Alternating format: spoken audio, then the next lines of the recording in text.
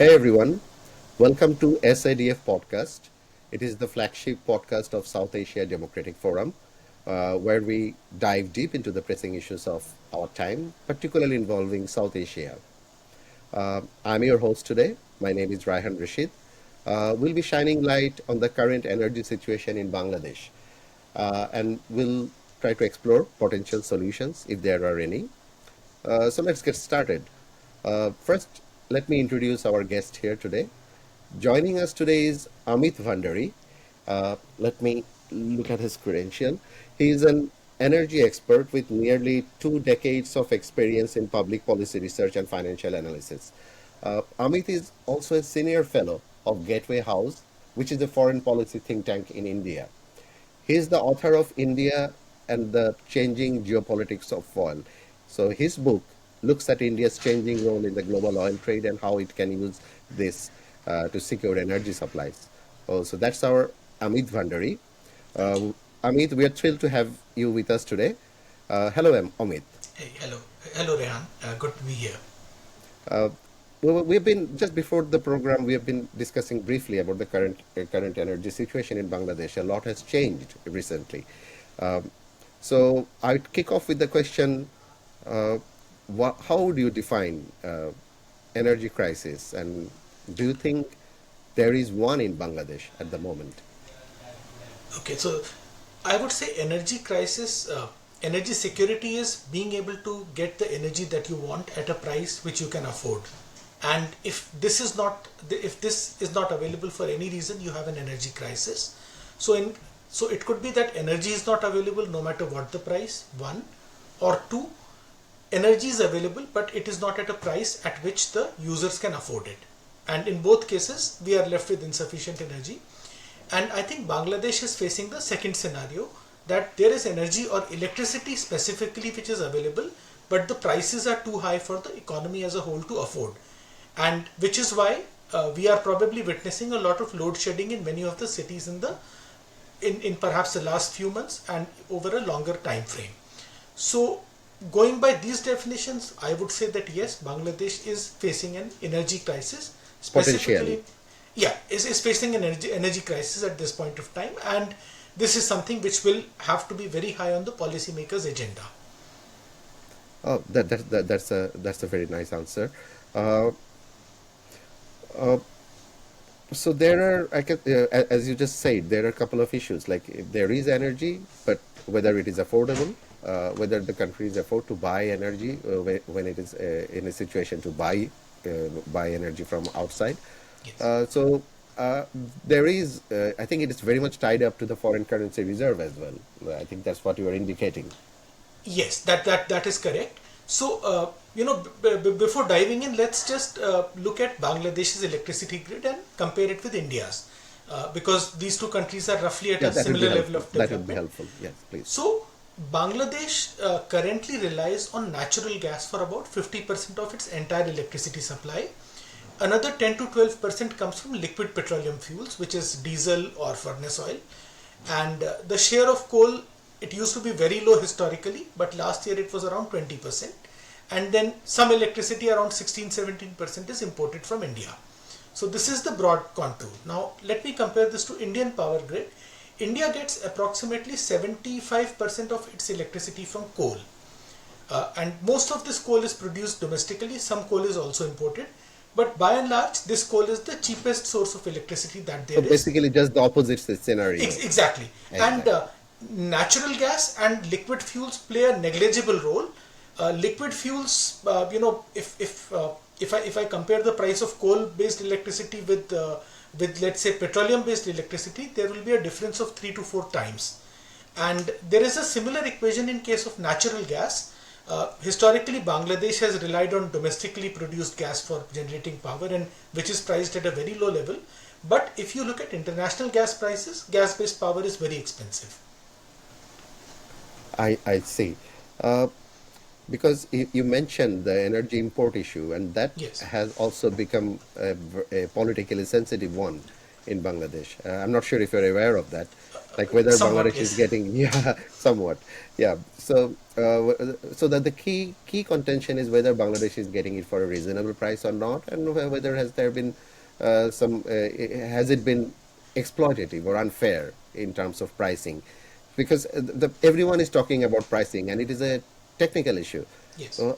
I think maybe you can take our viewers through like how the Okay. pricing actually work when it is an issue of cross country import Okay. basically.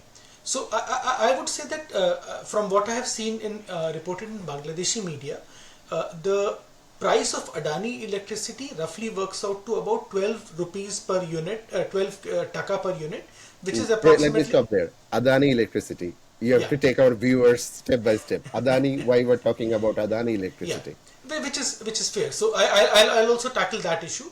But the Adani electricity contract is the one which has come under scrutiny, and I think the Bangladeshi media has reported that the price of this electricity to Bangladesh is approximately 12 taka per unit, and approximately which is 10 rupees a unit.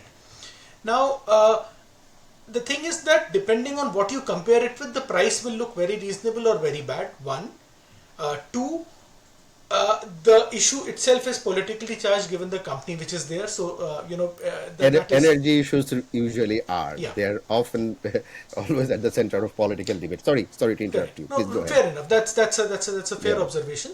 So is the electricity from Adani expensive or is it reasonable? There are two ways to look at it.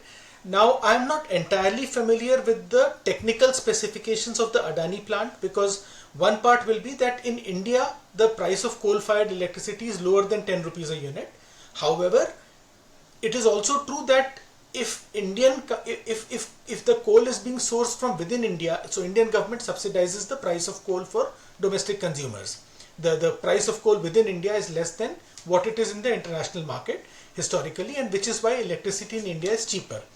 But the question is that if this subsidy would largely be there for domestic Indian consumers, there is no reason for the government to say that we will extend the same subsidy to a foreign customer who's importing the electricity. That is one rationale. The second part is that, okay, so Bangladesh imports X amount of electricity from Adani's. What is it that they are replacing as a result?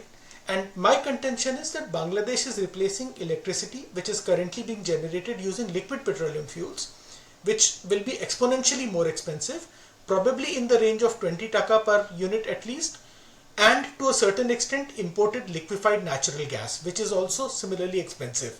So while and the number that Adani's electricity is compared to is the price of locally generated electricity in Bangladesh, So which is, are we in a situation that we are comparing apple to orange? I Because would I would I would say that, because what is it that I am replacing? If I am replacing electricity which is more than 12 taka per unit, which is 15 or 18 taka per unit, and I am replacing it with electricity that costs 12, it is a good deal for me anyway.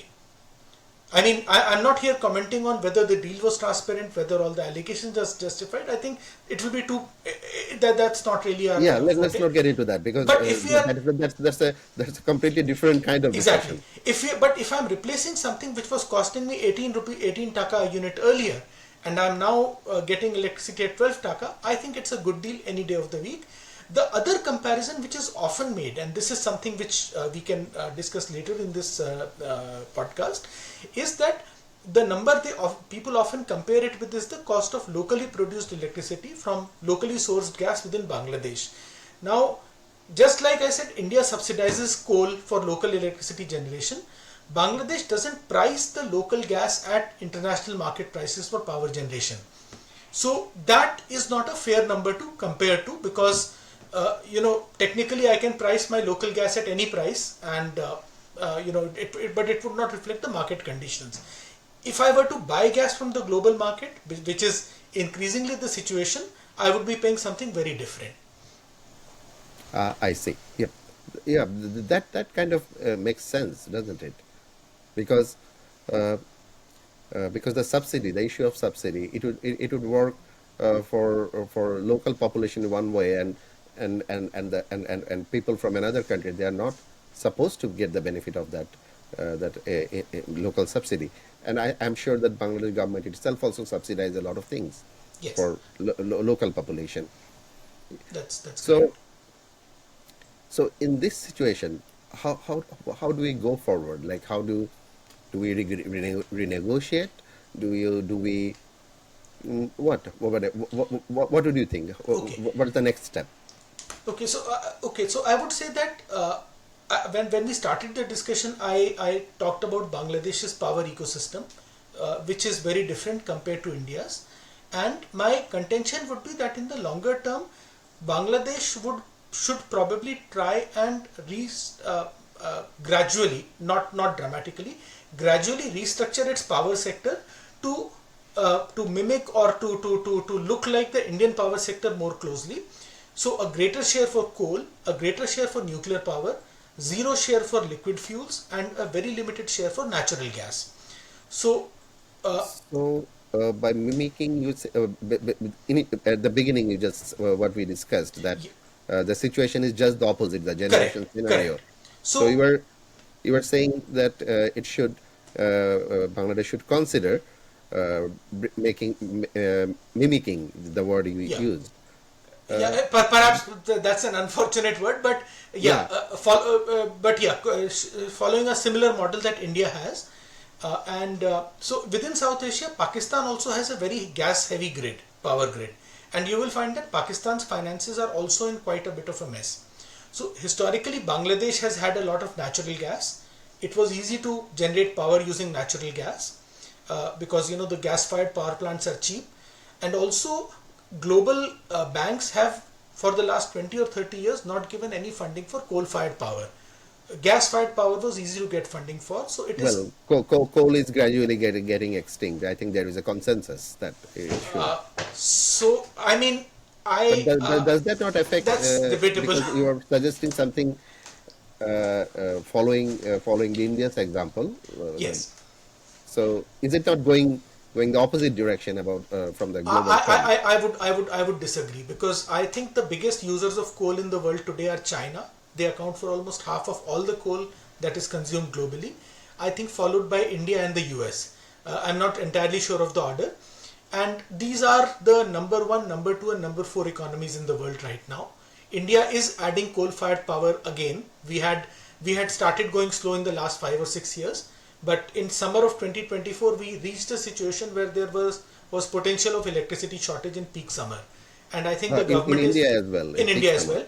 So I Okay. think the government also took the whole propaganda of that green energy is replacing everything. We don't need more coal very seriously, and I think they are also now last 2 or 3 years there is a realization that coal will continue to power our country for a very So long time.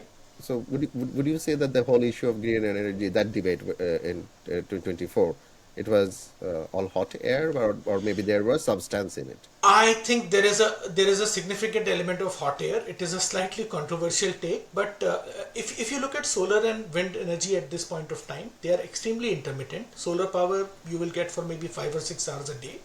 Storage technology is extremely expensive, and I think at this point of time there isn't a solution to have to generate solar power for 5 hours and store it for the remaining 18.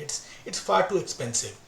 So if you put up solar power for a certain amount, you will still need the conventional electricity to supply you for the other 18 or 17 hours in the day. So inherently, if you just look at if you combine the total cost of both these systems, you are actually making electricity more expensive, and you are only marginally reducing the emissions. So I would say that at this point, and solar power is very intensive on land. Maybe 1 megawatt Solar of power, yes. solar power That's because. particularly, yeah, that taxes the land a lot more. And I think in Bangladesh, given the population density, I think that will be a much more crucial issue compared to Well, many other yeah, countries. land is more precious Yeah, in Bangladesh because exactly. I of the mean, you land. have the same amount of land. Do you want to cultivate food on it? Do you want to leave it for green forest cover, or do you want to put up a solar Produce panel? electricity. Yeah. Exactly. So that's a. I mean, this actually converts. So this is back from 2007 or 8. At that time, we had the worst energy price inflation in almost a generation, and one of the solutions which was pushed at that time was that use of biofuels. Using sugarcane Okay. juice and all these things to make fuel. and that led to the worst food inflation also in a generation, because The you same way have it taxed the land. exactly, it takes the land. And I think I usually don't agree with with communists, but Fidel Castro at that time had called it, referred to this whole thing as a sinister plot to convert food into fuel. And I think that is something he had gotten right, that there is only so much land, you can either produce food on it or you can produce energy from it. And so I think in Bangladesh's case, that argument will be still holds, I would say. Well, the biofuel, one of the alternatives, solar, one of the alternatives, the renewable ones. So that is one way to go. But I sensed that you are more as an alternative solution. You were thinking of nuclear, right? That is correct. So the only way to replace coal with a low carbon alternative at this point of time is to go nuclear. And Bangladesh is already putting up two very large nuclear power plants. Yes. Uh, so I would say that at this point of time, the best bet or the best course of action for Bangladesh would obviously be to go for the two power plants which are under construction. I think they will account for about 20-25% of Bangladesh's electricity demand, and the two reactors at Ruppur, and they should be able to remove or replace entirely the liquid fuel that Bangladesh currently uses for some of its power generation. And that is going to be a massive saving. The second issue that I see is that the Ruppur reactors or nuclear power in general is very, very capital intensive. So 1 megawatt of coal, I think 1 megawatt of coal fired capacity, the number used to be you need $1 million to put up 1 megawatt of coal fired capacity. For nuclear power, I think in Bangladesh's case, for going by the published figures for Ruppur, the number is I think $4 or $5 million for 1 megawatt of capacity. So given that expense and given the large project, I don't think you would be putting up a similar project again for the next 10 or 15 years. So Ruppur will probably replace a lot of your liquid fuel and imported LNG. One, two, you would have to consider putting up another more coal-fired capacity in the short to medium term, and it will probably have to run on imported coal. And there is a very But large. will that be a sustainable solution to increase the dependence on something that has to be imported? So I would say yes, because From I mean, from an energy security point of yes, view. because eventually Bangladesh, no matter which form of energy you use, Bangladesh will be importing energy. I mean, you will not, given the landmass and the population, you will be dependent on resource imports. That is a given. It is a bit like India. India currently imports about 90% of its oil supply, oil requirement, and this number is not going to reduce. But the thing is, in the Indian public discourse, and this is something which I have seen happening in my lifetime, in early 2000s, whenever the price of oil would go up or whenever we had an oil company talk about anything, the word they would use was precious foreign exchange. And this is something which I had grown up hearing. I don't hear the word precious foreign exchange being used anymore. As long as enough foreign exchange is coming in through exports of goods, services, and other ways, uh, paying for energy is not an issue. The thing is, find the cheapest and the most efficient source. That is my contention. So I would say that Bangladesh will depend on imported energy. Yes, that is a given. Is that energy going to be oil? Is it going to be gas? Is it going to be more coal? I think coal still has a good runway, a long runway ahead of it, especially given the level of development which India or Bangladesh are at. And there is a very large coal market globally. India imports, I think, over nearly 200 million tons of coal every year from Australia, South Africa, and Indonesia. So Bangladesh can probably either set up imported plants based on imported coal. It could also try and import more electricity from India in the future. I think I think relations between the two countries will eventually have to stabilize. There Well, is no other option. yeah, that is also tied into the thing. Yeah. But from a let me ask you a very fundamental question. Whenever there is dependence of import, dependence on foreign reserve, can it ever, well, does dependence go with energy security when security is the issue? So, So, like, yeah. one way, what you are suggesting, it would sounded more like to me a short term solution. Like, uh, let's Bangladesh has to import, but what about generation? Like, what way both Bangladesh and India can get self sufficient in generating its own energy? What are the ways? You touched upon that the renewable and other alternative sources are not necessarily more economically viable, Yeah. not necessarily. But there are also hidden costs on economies, aren't there? So, okay, So it I is would, not always the pricing we get. yeah.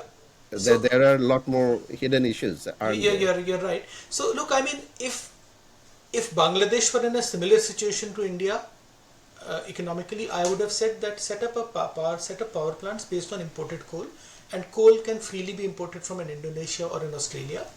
I think one of the compulsions for Bangladesh is that your largest export market is the European Union, and they also impose a lot of conditions on uh, Exactly, exactly. environment is a huge condition for them. Or climate. So which is probably why uh, there is a limit to how many coal-fired power plants can you set up and whether you can set up any more. I still think that gas and liquid are bad solutions. In the Simply from long a run, in the in the long run, long run. given the if even in the short run, given the finances of the state. Uh, But even in the long run, even coal, is that a good solution either? I would say that by even by 2050, I think most of India's electricity will come from coal. I Okay. I think that is a 2050 is actually, well, it is a long way off, but I think both of us will be around, although much older, hopefully, Hopefully, touch wood. hopefully. You never know. You never know. Yeah, but I expect Maybe that by 2050 we'll have this discussion again and we'll look back and I hey, would love Amit. to be wrong. I would love to be wrong on this, but my personal view is that even by 20, unless there are some dramatic changes in the capacity of electricity storage and also its cost, even by 2050, coal will account for a very large chunk of India's power generation and power supply ecosystem. I do not see that altering unless there are some huge changes in cost and technology both. So I would say that Bangladesh will have to put up some coal-fired capacity anyway to deal with the depleting domestic gas reserves. The Uh, issue of diversifying yes, energy source, how do yes. you look at it? Coal, of course. Okay, okay. Let's think of diversifying and not being overly dependent on So one thing or another.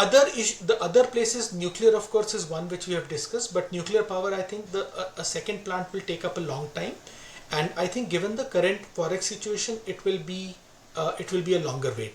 So there are three or four technologies which are available in nuclear power, and the Russian is the cheapest in the market. Any Western reactors are far more expensive, so they won't Okay. work. The other option for Bangladesh would be to import more electricity from sources other than India, which can be Nepal and Bhutan. And I think it will be better regionally also for economies to be more closely integrated. Now, in Nepal, for example, and Bhutan both of these countries have significant hydropower potential, Yes. and they of course need long stable markets. India of course is one, but why stick to one market? There can be more than one. And Bangladesh, I think in 2024, near the second half of the year, purchased a small amount of electricity from Nepal via the Indian grid. So the hydropower, the So basically, multiple countries are involved. It is similar to Europe, I would say. yes, The way the one grid helps another uh, that is that is across borders. that is correct. And finally, a longer term solution. This is again an emerging technology, so it is always a it is really a bit of a kite flying. But in nuclear power, there is a lot of talk about small modular reactors, which are Okay. less expensive compared to these large reactors that are currently built. Smaller in size, with a smaller land footprint and easier to operate. And this is something which Bangladesh should definitely look at, given the challenges that you face. I see. Well, you mentioned China. Uh, uh, my question is, do you think China itself is also trying to diversify in a way so that it is less dependent on fossil fuel. Um, Isn't China going in that direction as well, like thinking in the long run? And China is investing very heavily in emerging technologies, that is correct. And so, for example, China is a global leader in electric vehicles and also battery technologies. exactly. So that part is completely correct. And a lot of their on-road passenger vehicles are now running on electricity, lithium batteries. So to a certain extent, they have reduced or partly reduced their demand for oil and gas. In spite of this, I think China still overwhelmingly relies on fossil fuels for its energy ecosystem, and I think coal still accounts for the largest share of energy within the Chinese So ecosystem. my question is, are they trying to change that in China? And why, if China and if China is considering that, my next question is why India isn't and why Bangladesh shouldn't. So, okay, so China is investing in these technologies because these are industries of the future. They have the kind of industrial, technical, and scientific base to proceed on these. And I think in terms of innovation, India and Bangladesh are much behind China in these industries. That is a given. Second, I think also the industries that I So mean, basically, you need to have more money you need more to money and have you need more to invest options. more in innovation, but the second Yeah. part is also availability of resources. So for example, electric vehicles require a large amount of rare earth elements, Yes. elements such as neodymium and for magnets, and lithium is not, it's not a rare earth element, but lithium is of course a big deal. Other metals include, I think, nickel for batteries, nickel for various electrical components. Yeah. Well, that's a whole new discussion. Whether Yes. EVs, whether they cost the earth more. Yes, Yeah, that's a whole that's new another, debate. Yeah. exactly. But the thing is that China is the largest producer of rare earth elements globally. In the early 2000s, by 2010 or 11, China used to account for about 95% of the global rare earth production, and even today, I think 70% of the total global supply is produced within China.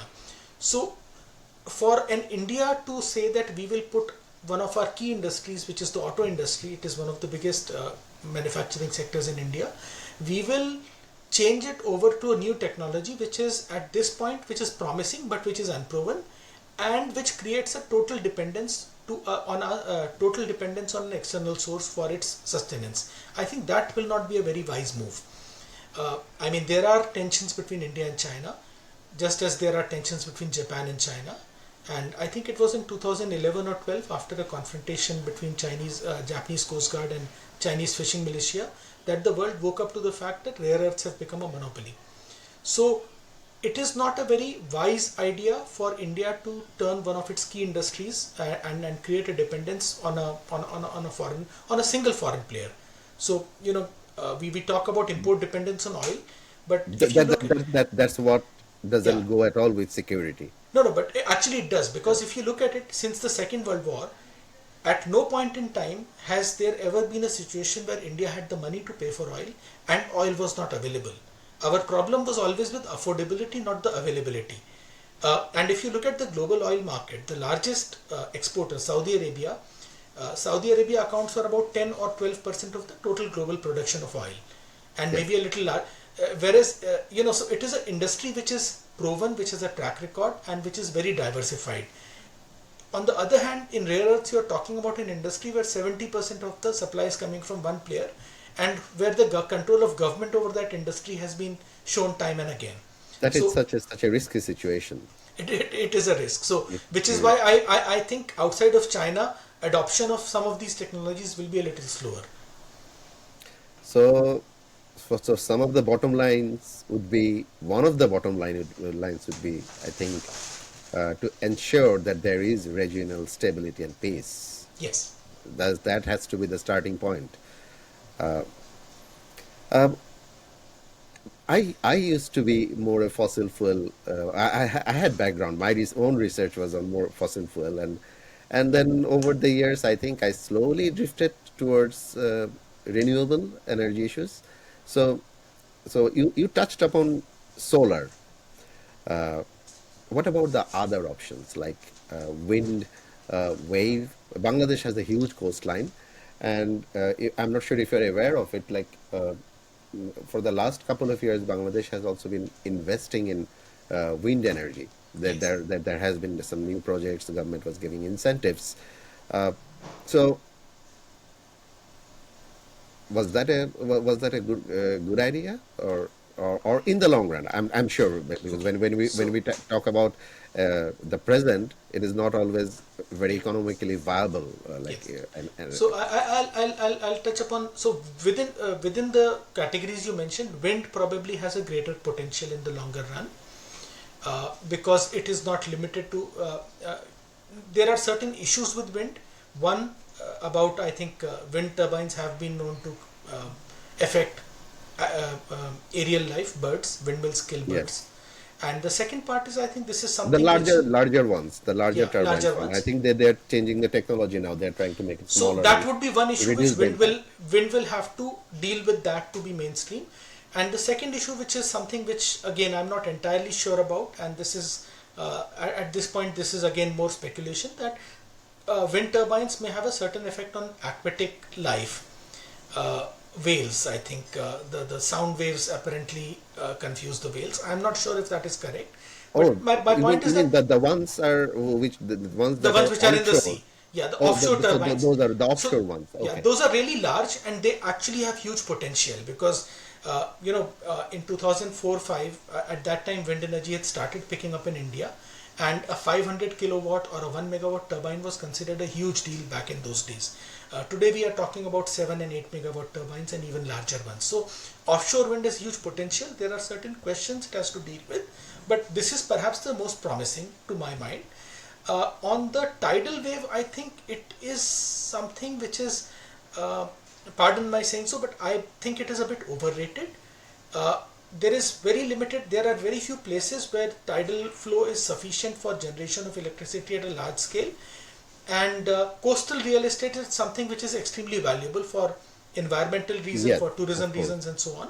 So I think we are talking about probably a very small number, and it will have an impact on So coastal eco. between tidal wave and between wind, wind sounds a bit more viable, Lot but more. and yeah, a lot more, and but that also has some impact. So at the end of the day, there always is a price. So Yes. you have to pay it one way or another, or someone else has to pay, whether be it people or be it the environment. Yeah. So I mean, that is the point, that there is a price to be paid. We need to be very clear about what it is, and can we do anything to mitigate So it. depending on the when it is the question of paying price, the issue would be what you value more.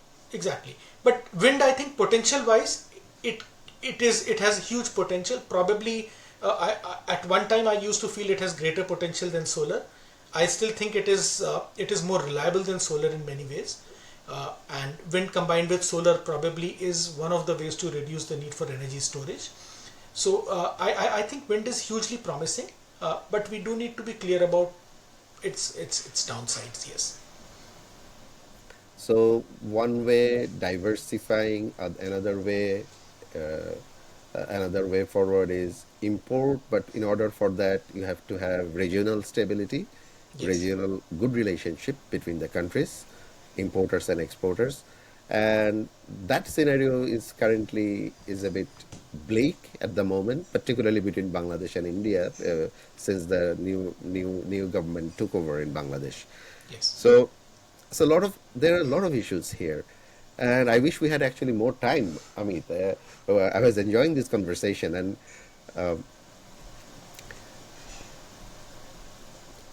what would be your last, uh, if you have a last comment on this, like on this topic, because we couldn't touch a lot of things. Yeah. We just skipped from one issue to Yeah. another, and we kind of flirted with a lot of issues. But Yes. So I would say that the most immediate crisis Bangladesh is facing is, and which has also partly triggered the energy crisis, is the weak forex situation. And my understanding is that Bangladesh has kept its currency artificially strong. So probably Bangladesh needs to let its currency float freely, and that will give a true picture of the actual price you are paying for many of the energy imports. One, two. I think in the longer run you have to also start the price of locally produced gas has to actually reflect its true value. You may continue subsidizing vulnerable consumers, and that is always needed, but it has to accurately live what is the true price of gas globally and with what electricity is worth, and that may enable a more transparent and a less emotional argument to take place, a discussion, not an argument. It may enable a more transparent and a less emotional discussion to happen on the whole issue of energy, what choices can be made, what choices should be made. That I think might be a good start. Energy is an extremely touchy issue anywhere in the world, and India has not been able to reform its power sector over 30 years. We only tinker now and then. So expecting a full-scale solution will probably also it will be being too optimistic, I think. So we'll be discussing these issues. By we mean not just us, but our policymakers in both countries. They will be discussing these issues for a long way to come, and this would continue until there is a more stable solution, I guess. I wanted to discuss energy investment today, but let's save that for another day because I think we should continue this discussion. Amit, I was really enjoying our conversation. Uh, mm, well, we are nearly ending our episode, or near the we have to. So that's the wrap on today's episode, I'd say. A huge thank you, Amit. I think we have all learned a lot and enjoyed the discussion, and we discussed the challenges, opportunities uh, for both countries, not just for Bangladesh, but for India as well. And we discussed other countries like China, the European situation. Thank you, Amit. It had been a great discussion. And to our listeners, thank you for tuning in with us today. And remember, conversations like these are the first step towards any change. So we have to keep having these kind of conversations. Uh, if you have enjoyed this episode, please don't forget to hit that subscribe button in our podcast channel. Please leave a review if you can, and please also share it with your friends and colleagues. And we'd love to hear from you as well. If you have got any questions, ideas, topics you'd like to discuss or explore, even to raise, drop us a line or connect with us on social media. We are active there. So let's keep the conversation going. Uh, until next time, let's stay curious, stay informed, and let's work together. This is Rayhan Rashid signing off. Take care. Thank you, everyone. Thank you.